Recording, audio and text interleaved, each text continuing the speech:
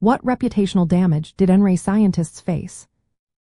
Imagine being a scientist celebrated for your discoveries, only to have your work completely discredited in front of the world. That's exactly what happened to the scientists involved in the N-ray episode.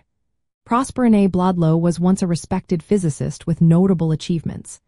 But when the supposed discovery of N-rays turned out to be false, his reputation took a huge hit. During a demonstration, American physicist Robert W. would secretly remove a key part of Blodlow's experimental setup. Blodlow still insisted he saw the rays, even though the apparatus was no longer there. This showed he was relying on subjective perception rather than real evidence. The public and scientific community saw this as a clear sign of self-deception and poor scientific rigor. Blodlow's credibility was shattered, and he was no longer taken seriously. Despite his earlier successes, he remained convinced he had observed N-rays until he retired.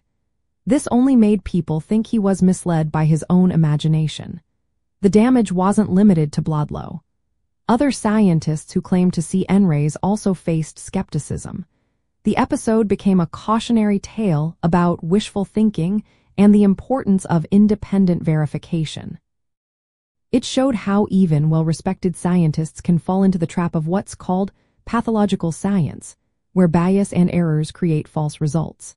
The incident highlighted how vital skepticism and rigorous controls are in science.